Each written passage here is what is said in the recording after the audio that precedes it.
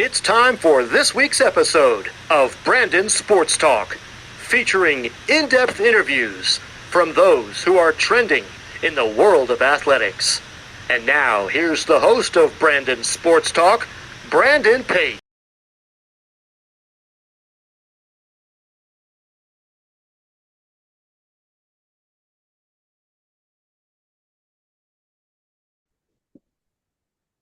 Welcome back to Brandon Sports Talk. In today's episode, I have the privilege of interviewing the UBC's British Columbia head men's rowing coach, Coach Mike Pearce. How are you doing today? Great, Brandon. Thanks for having me on. Thank you. Can you talk about how you knew that you want to get started in coaching in college rowing? Well, I think, I've been coaching at UBC for 30 years now. Seems like a long time ago. I think the world was very different 30 years ago. I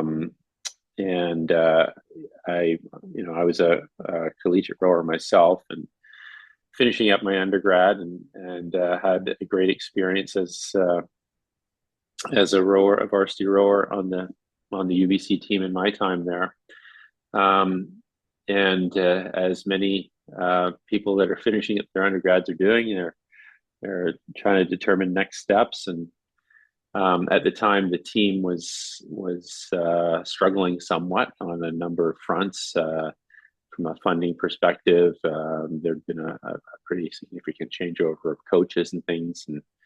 And I was injured at the time, and the women's team was looking for a coach. And I had a girlfriend on the team at the time, and she was like, "Well, why don't you come and coach us?" And there just seemed to be an opportunity there for me to step in and do some assistant coaching. So I did that, and it went quite well. And the head coach at the time was looking to move on, and I think he was more keen to sort of take any warm body that came along. And all of a sudden, here I was showing up to coach 20 to 30 undergrad women every day by the time I was 25. So that was my introduction. What was that experience like for you as a collegiate athlete rowing? Well, as a rower myself, I mean, yeah, rowing was an amazing fit as a student athlete. I mean, I absolutely loved being able to combine athletics with my studies. It's something I had into. Rowing is a late entry sport, so what that means is a lot of athletes in rowing come into the sport much later than other sports. So, and sometimes they'll show up on campus, not even thinking about rowing, and somebody taps them on the shoulder and says, "Hey, you could be good at this," and they find their way onto the rowing team, and they can develop. If you have the right skill set, you can develop relatively quickly. So it was an unexpected occurrence that happened to me when I was at university, but it was obviously transformative to my life. But at the time, it was an amazing. It gave a whole different context to why I was at school, and I can't say enough about the pairing of athletics with academics. It's a great mix. For you, what was that transition like, being an athlete and getting into coaching and coaching on the women's side of rowing? Yeah, I mean that like I said, there's sort of almost by accident. I was definitely thrown into the frying pan. I had a lot to learn, and I've always sort of been very interested on the technical side of things, but I had a lot to learn in terms of leading and managing people and getting that aspect of it right. I mean, that's a massive part of coaching. That is very nuanced, and you can't really prepare for it until you're actually in it. So my background was I was quite confident in what I was saying in terms of technical feedback and those sort of things. But yeah, it was a different game dealing with with I was only 25 at the time, and the average women on the team were between 18 and 24. So it was a challenging dynamic, to say the least, to get initiated in coaching. During those first few years, what was that like being so close in age with those athletes? Yeah, I mean that presented some significant challenges for sure. Like because some of them as friends, and when you're younger like that, but you're expected to provide leadership. So you've got to figure out that it's very hard to do both. So yeah, having some space, having some distance from the athletes is definitely a key piece. And definitely something I came to appreciate as I matured as a coach. For you, what was that feeling like becoming the head coach for the men's side of rowing? Yeah, for the men, I mean, I could see that there's some I'd made some mistakes with the women for sure, and but I'd had some successes with them as well. But I was sort of looking to sort of take those experiences and start anew with the men's team when that opportunity came up. And I was very excited to I think a big part of coaching for me has always been building. I like the concept of building teams or building facilities or anything like that. So in my spare time, I like building houses and renovating my house and doing those sort of things. So it's sort of in my DNA a bit. And the men's team needed rebuilding, and so I jumped on that, and really felt that I could put my skill set to good use there, and slowly started making my way up with the men. And we had a long way. We were starting from zero, really, but I sort of saw it as a great challenge, and it was very rewarding making progress as the years What, went by. what were some of the things that you learned when coming over to the men's side to rebuild the culture that when you were on the women's side, you built the culture? I think a big starting place is that the athletes need to sense that you're a really reliable person. That you've got to um, create a bond with those athletes, and that when athletes realize that you're there, for their interests, and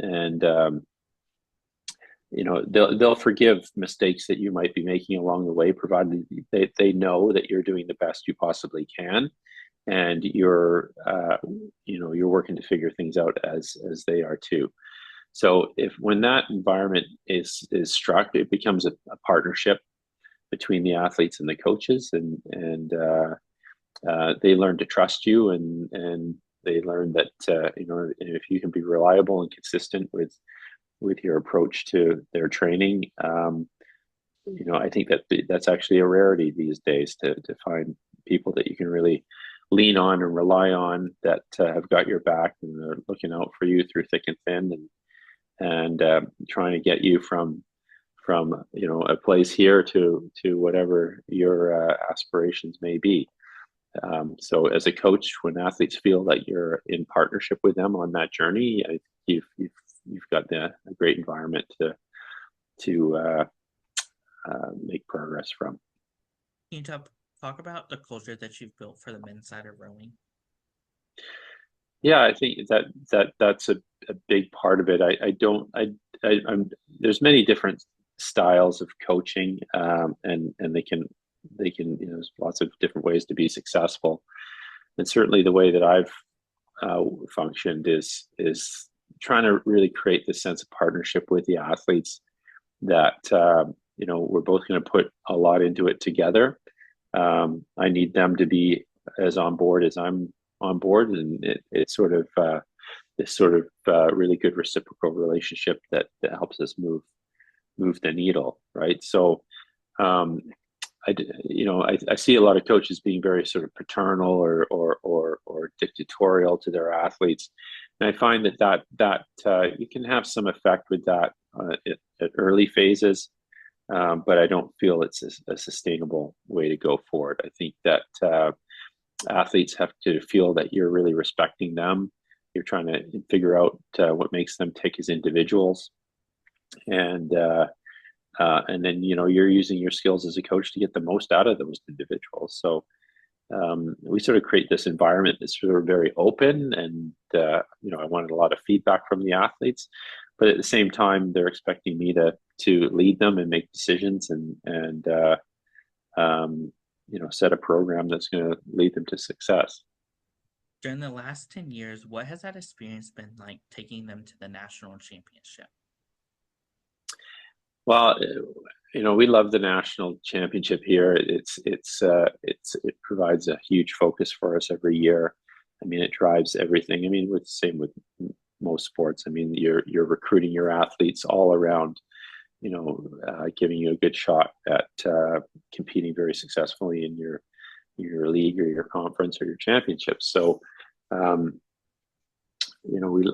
just love the process of getting prepared. We sort of engineer everything in reverse, leading up to the day of the championship, and there's a lot that goes into it. And every session you realize is an opportunity to build towards that championship. So when you create that environment where athletes feel like they're everything you're doing is sort of moving you forward in a very sort of progressive and positive way towards a big goal like winning a championship, then it just creates a whole different reason for why you're showing up each day and what sort of intensity and focus you bring to practice. What has that experience been like, going to 11 Brown Cup wins? Well, yeah, that was a really good one for me over the years, because I've been to that regatta now 30 times, so we've lost it more than we won. But most of our wins have all come in this sort of last decade for me. But I certainly took my lumps along the way and learned a lot. So the Brown Cup is a sort of an Oxford Cambridge type rivalry that we have with the University of Victoria, and they've been a perennially very strong team over the years. And certainly when I was coming up as a coach, they were incredibly difficult to beat. They had a very solid program, and were well coached, and so it took a lot to sort of be persistent and try to figure out how you catch up to them for starters, and then how you might get an edge. So it's taken me a long time to get to where we are. Who are some of the teams in your conference that you compete against? There's about 25 teams that race at the Canadian University Championships. But Canada is a very big country. It's very different than in the US, where you have these sort of more concentrated conferences that will have championships, and then they come together for nationals. We do have that a little bit, but the competitive environment in Canada is really concentrated sort of out east in Ontario, especially, and then on the west coast in British Columbia. There's definitely programs that happen in the prairie provinces and things, but they don't have the advantage of being able to get on the water as much as we do during the school year due to the climate and the weather and freezing conditions. So there's not a lot of uniformity in how programs can approach the sport across the country. But the programs certainly on the west coast here, UBC, UVic are very strong, and in Ontario there's several very strong programs there. University of Western Ontario and Brock and Queens, and U of T is coming along, and there's some others. What is that like, getting to compete against some of those teams like Brock and Calgary? Well, yeah, Brock has got a fantastic setup. They've probably got the best rowing setup in the country. They've got access to a fantastic body of water there that they've hosted the World Championships on several occasions, and they've got a very supportive rowing community there. So you're always going to be going back and and racing crews that are very well prepared there. They've got a great coaching community out there as well. So you're always going to be going against people that are well prepared. Calgary is interesting because it's like it can be very cold in Calgary at this time of year. I mean, their reservoir that they row on is probably got 5 feet thick ice right now, but it's a huge sporting community, and they've done a particularly great job pulling their athletes together out of the winter months and putting together some very, very good teams and athletes through those summer months. What does that recruitment process look like for those prospective student athletes looking to row? At UBC? Mm-hmm. Yeah, so I mean, what we're doing is that we're looking at all the best athletes across the country, coming out of different junior programs, and there's several that are perennially very, very strong. So we certainly look to those programs, but we also are very open to recruiting novices on our campus. So each campus has got a fairly large student body across the country. Small campuses have got 8 to 10,000 students. Large campuses have up to 60, 70,000 students. So really, because rowing is a late developing sport, every campus really has got athletes walking around it that could potentially be fantastic rowers. So we do make sure that we provide opportunity for first and second year athletes to have a shot at trying to make our team. We've got some high standards that they've got to meet. So they've got to have a significant athletic background to have a shot at it. But we've found some of our best athletes over the years through that route. What is it like getting to see those athletes putting on that uniform for the first time and the last time? Yeah, I think there's a tremendous amount of pride from the athlete standpoint. It's usually a big goal for them to as a first-time varsity athlete, it's usually been a dream of theirs for a long time to see themselves being recognized as a varsity level athlete. It's a very high standard in most sports across the board, and something that people should be really proud of. I think when I look at it, it's like I'm always reminding athletes. It's like, listen, like I think the athletes got to be reminded sometimes that if you're getting into a school like UBC with very high academic standards, and then you're pulling on a varsity uniform, it's like you're among the top 1%. I mean, it's there's not many people that can do that. I mean, to pull it together both academically, athletically, and put themselves in that situation that is like we have is really pretty unique. So there's a lot of pride, I think, that goes in at the front end.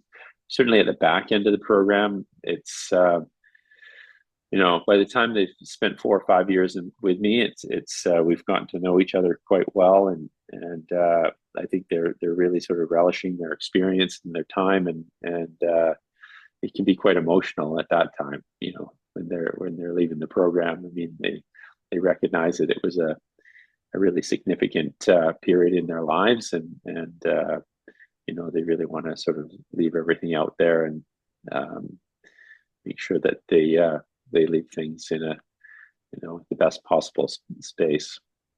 How is it like getting to see those seniors putting on that jersey for the last time in their first National Team Canada jersey? Yeah, that's another step up. So seeing athletes be successful on the international stage is a goal of ours. We want to try to promote as many athletes through that level as we possibly can. It's really to be successful at a national level, winning national championships. You're going to have athletes on board that are pretty much at that national team level, or sort of pre-elite level. or they might make an under 23 team or a World University Championship team or something like that. So I think again, it's another big milestone for a lot of athletes to be able to represent their country beyond their university. Is pretty exciting for them. What are some of your future plans for the program moving forward?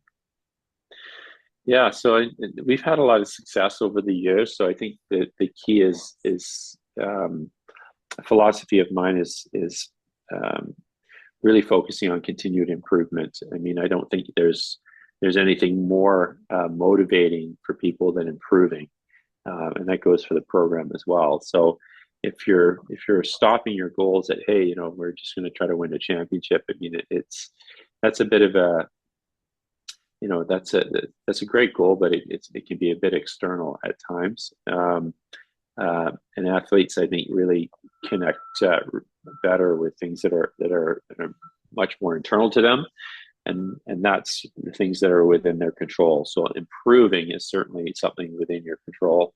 So when athletes feel that they're improving and the program's improving, that becomes a motivating place to stay. So we've got to continue to find ways to find successes. So the next goal for us is not just winning national championships; it's trying to increase our relevance among some of the top teams in the world. So we look for opportunities to race internationally at things like the Head of the Charles and the Henley Regatta in the UK, as well as moving athletes onto national teams and having them represent Canada at international events. What is that experience like, getting to race internationally and race against UK people and even the US? Yeah, it's pretty awesome. I mean, it just gives it a much broader context to the work that we're doing here on a day-to-day basis when you get to go up against people on an international stage, and you realize the similarities that those athletes have to you and how they're meeting their challenges, and it's a fantastic experience being able to do that. So we've our program is very committed to seeing athletes move through to the under 23 level or the FISU World University Championships, which is just gives them a great opportunity to meet athletes from around the world and measure themselves against them, and it just provides a wonderful context to what they're doing on a day-to-day basis back home here. What advice would you give those collegiate athletes looking to compete in college rowing? Well, I think the big thing is that it really is a lifestyle, and you have to be up for it. This is not something that you can do. You can't be a student and then try to fit it in. I mean, it's so integral to everything that you do. So you have to first and foremost really embrace the lifestyle, and I think that it really does complement what athletes or students are doing when they're at school. It's amazing to me that our across the board, we've got 25 sports at UBC, and the academic average of athletes exceeds that of the student body. So these are people that are putting in a tremendous number of hours every week and still doing academically very, very well. I mean, we've had up to 50% of our team achieving what's called the academic all-Canadian, which means they're achieving a first-class average when they're at university. And when you combine that with the fact that they're training up to 20 hours a week, it says a lot about the character of the people that we have involved in our program. What advice would you give those coaches looking to get started in coaching on the collegiate level? Yeah, I think that's a really good question. I think that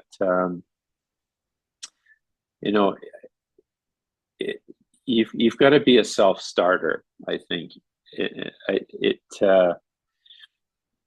I think there's coaching education programs and those sort of things, but the most successful coaches I've seen over the years have been coaches that have they're going to figure it out on their own and bring their own style to it and really bring a level of character and drive to the project that's going to allow them to be successful. Having, like I said off the beginning, having a set of technical tools is one thing, but having the leadership, the vision, that's the next piece, and that doesn't come overnight. I mean, it has to be cultivated. But I think coaching is just an awesome area for people that are interested in improving themselves and having impact on other people. To go on a journey to figure out how to do that. I mean, it's not easy. There's lots of mistakes that can be made along the way, but it's incredibly rewarding when you get it right. So, being a self-starter, taking a lot of initiative, that's really, really key. Like, if you're a young coach and you're waiting for somebody to tap you on the shoulder and tell you how to do things, and you've got to try to move beyond that. Like, people want to see what value you can bring to whatever project you're getting involved with, and that's the name of the game. I mean, you've got to show up every day, bring that value, make sure that people realize that the value that you're bringing in, and all of a sudden things just start to roll over. That's great advice. Where can my listeners find you out on social media? I don't know if I've got the biggest social media presence, but I'm on. I'm really probably just through our website on our Go Thunderbirds website at the university. We also have the team has an Instagram page, UBC Rowing, which is really pretty good. Got all kinds of good stuff on there that the athletes put together. Thank you again, Mike Pearce, for your interview, and best luck in your future as the head men's rowing coach at UBC. Thank you. You can find Brandon Sports Talk on Instagram at Brandon Sports Talk, Twitter at Talk_Brandon. You can find me on YouTube at Brandon Sports Talk. Don't forget to like, comment, and subscribe. Thank you again, Coach, for your interview, and best luck in the future. Awesome, Brandon. You've been watching Brandon Sports Talk. Please feel free to like, share, and subscribe to Brandon Sports Talk on social media and on YouTube.